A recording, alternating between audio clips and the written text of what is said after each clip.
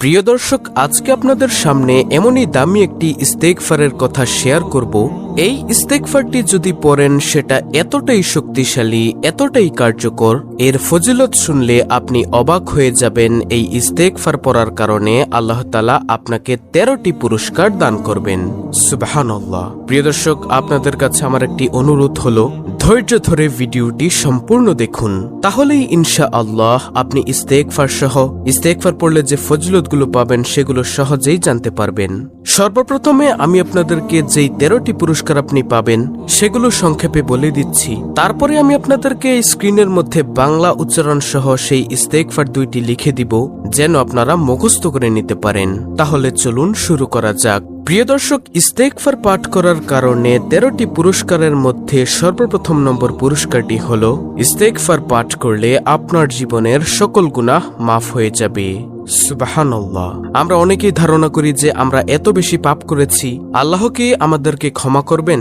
এই চিন্তা থেকে আমরা আরো বেশি গুনাহের দিকে ধাবিত হতে থাকি। অথচ মহান আল্লাহ তাআলা ঘোষণা দিয়েছেন, কেউ কোনো গুনাহ হয়ে গেলে যদি তার কাছে ক্ষমা চান, তিনি তাকে ক্ষমা করে দেন। সুবহানাল্লাহ। আমরা যদি কোনো গুনাহ করে ফেলি, সঙ্গে সঙ্গে আল্লাহ তাআলার কাছে ক্ষমা চাইলে আল্লাহ তাআলা আমাদেরকে ক্ষমা করে দিবেন। পবিত্র কোরআনুল কারীমে ইরশাদ হয়েছে, আর কেউ কোনো মন্দ কাজ করে অথবা নিজের প্রতি জুলুম করে পরে আল্লাহর কাছে ক্ষমা প্রার্থনা করলে আল্লাহকে সে ক্ষমাশীল, পরম দয়ালু পাবে। সুবহানাল্লাহ। সূরা নিসা আয়াত নম্বর 110। প্রিয় দর্শক, ইস্তেগফার পাঠের 13টি পুরস্কারের মধ্যে দ্বিতীয় নম্বর পুরস্কারটি হল, ধন সম্পদে আল্লাহ তাআলা বরকত দান করবেন।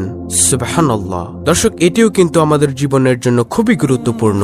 পাপমুক্ত থাকার অন্যতম মাধ্যম হল ইস্তেগফার। ইস্তেগফারের মাধ্যমে মহান আল্লাহ বান্দাকে পরিশুদ্ধ করেন, ফলে তার রিজিকের অভাবও দূর হয়ে যায়। ইবনে আব্বাস রাদিয়াল্লাহু তাআলা আনহু থেকে বর্ণিত, রাসূলুল্লাহ সাল্লাল্লাহু আলাইহি ওয়াসাল্লাম ইরশাদ করেছেন, যে ব্যক্তি বেশি বেশি ইস্তেগফার করবে, আল্লাহ তাআলা তার সব সংকট থেকে উত্তরণের পথ বের করে দিবেন, সব দুশ্চিন্তা মিটিয়ে দিবেন এবং এমন উৎস থেকে তার রিজিকের ব্যবস্থা করে দিবেন যা সে কল্পনাও করতে পারবে না। মুস্তাদরাকে হাকিম, হাদিস নম্বর 7677। তাহলে দ্বিতীয় নম্বর পুরস্কারে আমরা পাবো, আমাদের ধন সম্পদে, টাকা পয়সায়, ব্যবসা বাণিজ্যে, পরিবারে আল্লাহ তাআলা বরকত দিবেন ইস্তেগফারের আমল করলে। তারপরে তৃতীয় নম্বর পুরস্কারটি হলো, দুশ্চিন্তা, টেনশন, পেরেশানি দূর হয়।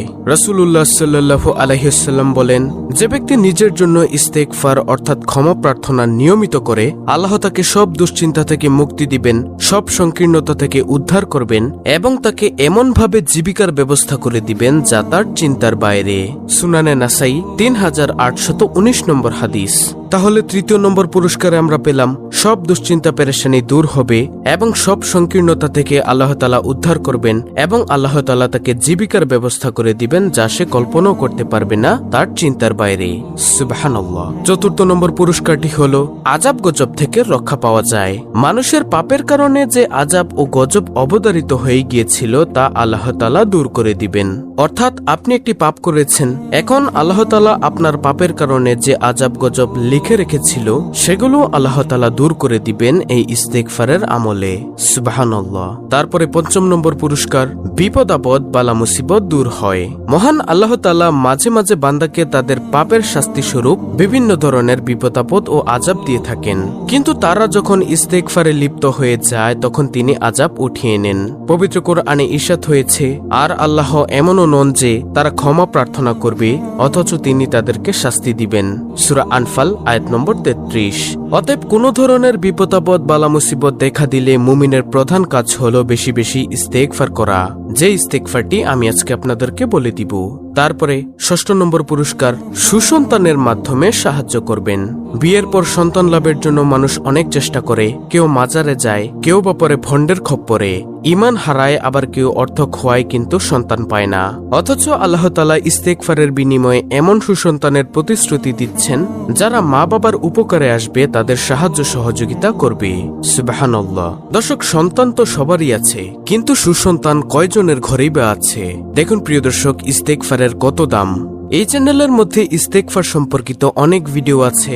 আমি প্রত্যেকটি ভিডিওতে বারবার বলি যে ইস্তেগফার করুন, ইস্তেগফার করুন, কারণ অনেক দামি একটি আমল হলো ইস্তেগফার। সপ্তম নম্বর পুরস্কারটি হলো, আপনার সম্মান বৃদ্ধি করবেন। বর্তমানে অনেক জ্ঞানী গুণী শিক্ষিত ও সম্মানী লোক আছেন যারা সমাজে কাঙ্ক্ষিত মর্যাদা পান না, তারও কারণ হলো ইস্তেগফার। তাই আপনারা ইস্তেগফার পাঠ করতে পারেন, আল্লাহ তাআলা আপনার সম্মান বৃদ্ধি করবেন। 8 নম্বর পুরস্কার, শক্তি বৃদ্ধি করে দিবেন। বর্তমানে আমরা সর্বক্ষেত্রে দুর্বল। আমরা যদি বেশি বেশি ইস্তেগফার করি তাহলে আল্লাহ তাআলা আমাদের শারীরিক শক্তি, অর্থনৈতিক শক্তির সঙ্গে গায়েবী শক্তি যুক্ত করে দিবেন। সুবহানাল্লাহ। তারপরে ইস্তেগফার পাঠের 9 নম্বর পুরস্কার, মুস্তাজাবুদ দাওয়ার গুণ অর্জন হয়। অর্থাৎ ইস্তেগফার পাঠকারী এমন হয়ে যাবেন যখন তিনি কোনো দোয়া করবেন আল্লাহ তাআলা তার সাথে সাথে কবুল করবেন। সুবহানাল্লাহ। তারপরে 10 নম্বর পুরস্কার, আল্লাহর সন্তুষ্টি অর্জিত হয়। অর্থাৎ আপনি যখন ইস্তেগফারের আমল করবেন আল্লাহ তাআলা আপনার উপর সন্তুষ্টি হবেন। 11 নম্বর পুরস্কার, পরিবারে শান্তি আসে। আমাদের পরিবারের অনেকেরই ভাই ভাই ঝগড়া হয়, পিতামাতার মধ্যে ঝগড়া হয়। ইস্তেগফারকারী যখন ইস্তেগফার করে আল্লাহর কাছে ক্ষমা প্রার্থনা করে তখন তার পরিবারের মধ্যে শান্তি আসে, আল্লাহ তাআলা তার পরিবারের মধ্যে শান্তি বর্ষণ করেন। ইস্তেগফার পাঠের 12 নম্বর পুরস্কার হলো রহমতের বৃষ্টি বর্ষিত হয়। আমাদের যখন বৃষ্টির প্রয়োজন হয়, অনাবৃষ্টি দেখা দেয়, তখন আমাদের উচিত সাথে সাথে তওবা ইস্তেগফার করা। তাহলেই আল্লাহ রাব্বুল আলামিন রহমতের বৃষ্টি বর্ষণ করবেন। সুবহানাল্লাহ। ইস্তেগফার পাঠের 13 নম্বর পুরস্কার হলো সবশেষে পরকালে জান্নাত লাভ হয়। আপনি যদি ইস্তেগফার আমল করেন, আল্লাহর কাছে ক্ষমা প্রার্থনা করেন, কিয়ামতের দিন আপনি জান্নাত লাভ করতে পারবেন ইনশাআল্লাহ। প্রিয় দর্শক, আরো বহু পুরস্কার রয়েছে ইস্তেগফারের, সেগুলো যদি আমি আপনাদেরকে বলতে যাই ভিডিও আরো বড় হয়ে যাবে। তাই আমি এখন সরাসরি আমলে চলে যাব, যে ইস্তেগফারটি পাঠ করলে আপনি উপরোক্ত ফজিলতগুলো পাবেন। সুসংবাদ তার জন্য, আল্লাহ তাআলা সাধারণত তওবা ও ইস্তেগফার অর্থাৎ আস্তাগফিরুল্লাহ এর মাধ্যমে ক্ষমা করেন। পবিত্র কোরআনে আল্লাহ সেই ব্যক্তি সম্পর্কে বলেছেন যে ইস্তেগফার করে, নিশ্চয়ই আল্লাহ তাআলা সেই সকল লোকদের ভালোবাসেন যারা তওবা করে। সূরা আল বাকারা আয়াত নম্বর 222। তওবা করে ফিরে আসলে পূর্বের গুনাহগুলো আল্লাহ তাআলা নেকি দ্বারা পরিপূর্ণ করে দিবেন। সুবহানাল্লাহ। সূরা ফুরকান আয়াত নম্বর 70। প্রিয় দর্শক, যখনই স্মরণ হবে এই ইস্তেগফারটি পাঠ করবেন, আর সেই ইস্তেগফারটি হলো আস্তাগফিরুল্লাহ আস্তাগফিরুল্লাহ আস্তাগফিরুল্লাহ। এই ইস্তেগফারটি পাঠ করবেন। এটি গেল একটি ইস্তেগফার। আর সবচেয়ে পাওয়ারফুল গুনাহ মাফের শ্রেষ্ঠ ইস্তেগফার হলো সাইয়্যিদুল ইস্তেগফার। আপনারা সকাল সন্ধ্যায় পাঠ করবেন।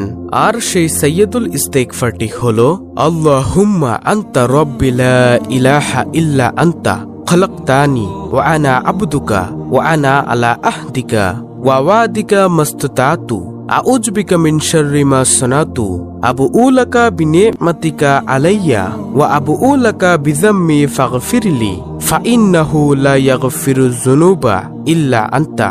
এটি হলো সাইয়্যিদুল ইস্তেগফার। আপনারা প্রতিনিয়ত এগুলো পাঠ করবেন।